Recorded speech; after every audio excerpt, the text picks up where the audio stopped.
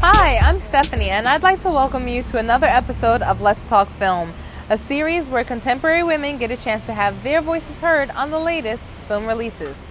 Today's film we'll be reviewing is the delightfully twisted film Killer Joe, written by Pulitzer Prize winning playwright Tracy Letts and directed by the Oscar Award-winning director William Friedkin. I'm standing here outside of Harley's Smoke Shack and BBQ restaurant.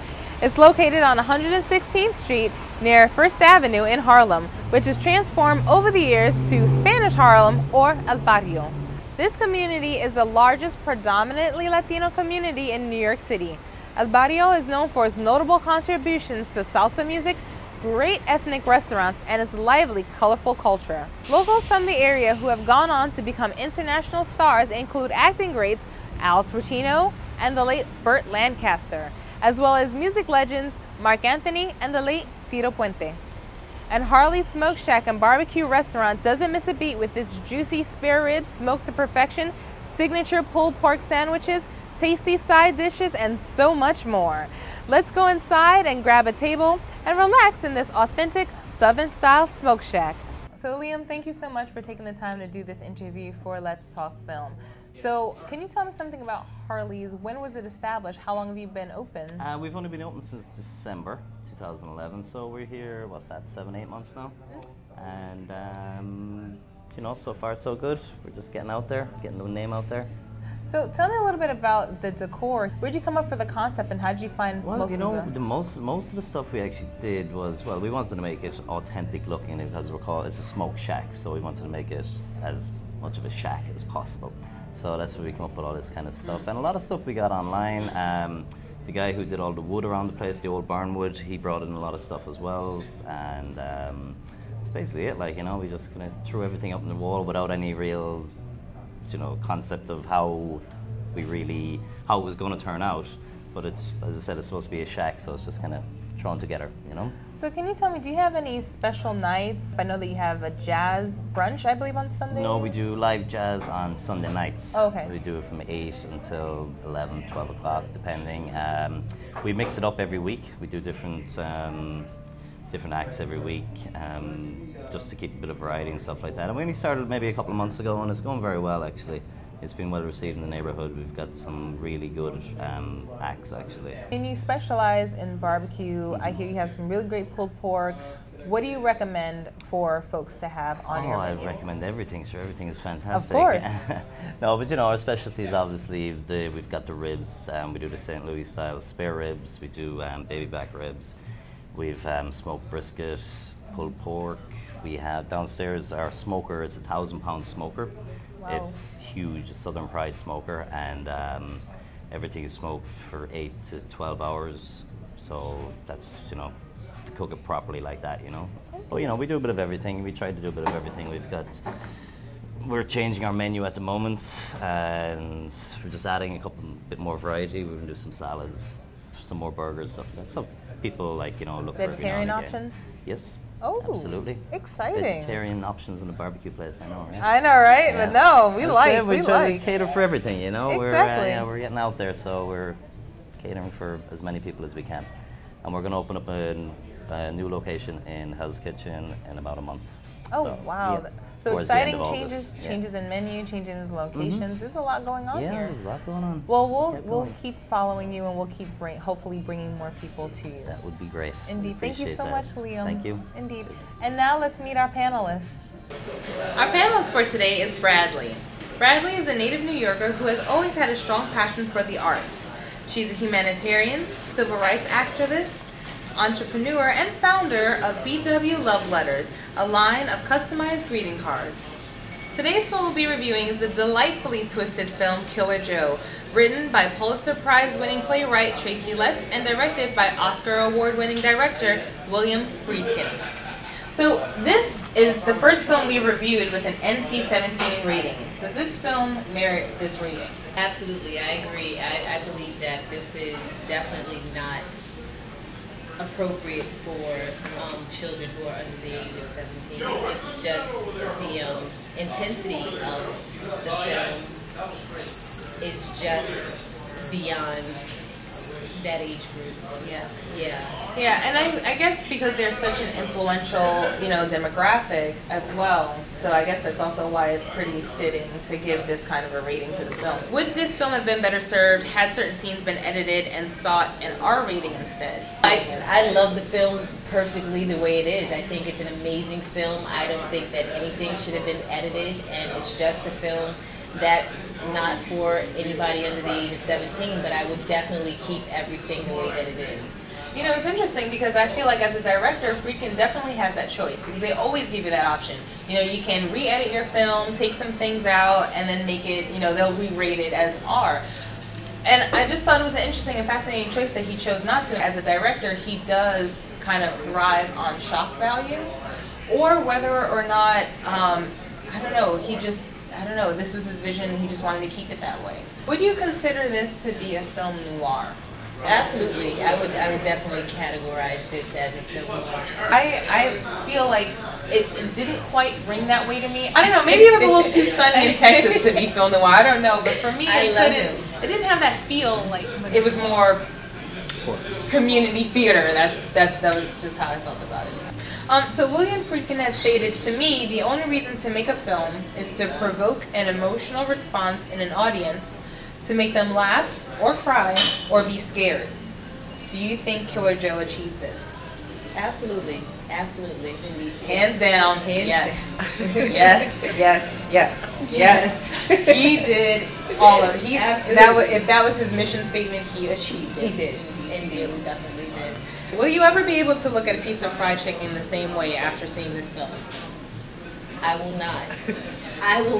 Let me tell you something. I wanted some cake fried seed after watching that film. I wanted it. I was like, there's the connection with you somewhere in that. And y'all have to see the film to see what I mean. Exactly. In relation to that fried chicken, I am done. I am on a fried chicken fast for the rest of the year. But yeah, I just think that's one of the things, one of those elements of the film that's going to be iconic and classic. Absolutely. And is going to be like almost synonymous with this film. So what were your thoughts on the character of the two female protagonists, Dottie, played by British actress Juno Temple, and Charla, played by American actress Gina Gershon? I mean, these women are phenomenal. Like Dottie, first of all, for her to be, she's from Britain. Yeah. For her to be British and to pull off this role at the age that she is was extraordinary. She did an amazing job. And the other lady, Gina Gershon, she looks great. To be in her 50s and to look like she's in her 30s and to bring all of the energy that she brought to the film was great. It was really great. I must say, as I was watching the film, I was looking for, performances, and I think that Juno Temple definitely gave a great performance. And I loved seeing their relationship on screen and how they related to one another, both Gina Gershon and Juno Temple, and just how there was a certain fluidity and certain care between them. So yeah, Matthew McConaughey, what were your thoughts on his transition from like romantic comedy to doing a role like this? I think Matthew McConaughey did an awesome job. Like he really did. He pulled me into his character. I love him as an actor. He's amazing. But he definitely caught me by surprise. And the fact that I was able to go from one level of emotion to a whole nother level of emotion in regards to him was surprising. And for an actor to go from the roles that he normally does to seeing him play this particular role, it was kind of scary. Like a good scary, if you understand what I'm saying. No, I do, because as an actor you always want to have that, kind of change. You always want to be versatile. And he definitely showed that in his Absolutely. It's funny because he has this very Texan thing going on, like in all of his, like in the bravado of his characters. Yeah, and so it was definitely present there. So Bradley, did you like or dislike this film? I liked it. I would definitely pay to see this film again. For me, I'm like once was enough. Although I'll take it with some KFC when it comes on Netflix. So what are your thoughts on the directing? William Friedkin. He did a good job. The thing I love about he went there. As a director, he was not afraid to go there, and he went there. He took you there. It was in your face.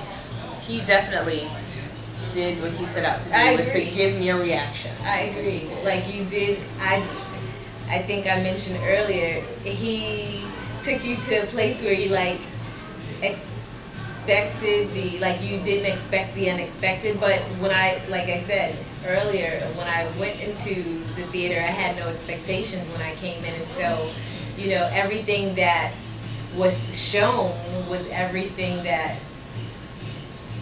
I was open to seeing, I guess. Yeah.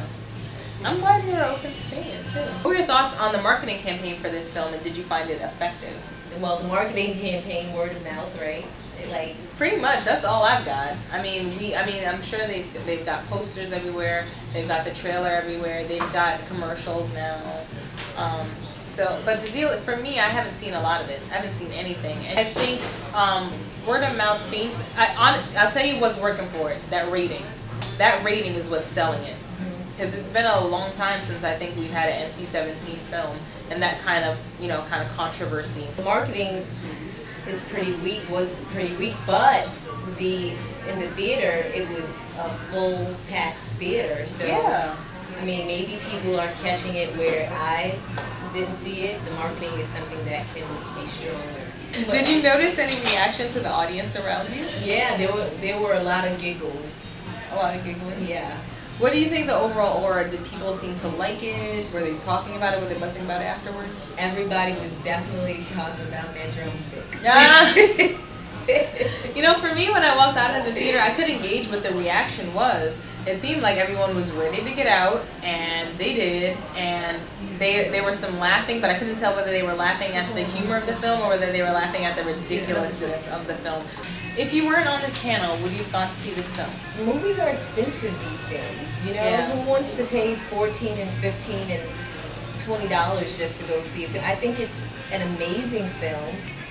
But you would not have gone to see it had it not been for this channel? Probably not. Yeah, but I enjoyed myself thoroughly. I would say that. I can honestly tell you it would not have been a blip in my radar. Had it not been for the producer of this show, I would not have gone to see this film. I wouldn't have even known about it. Everyone is about deals these days. I am too. And so, like, if there were an incentive for me to go out and see the film, absolutely. I think it was well worth seeing.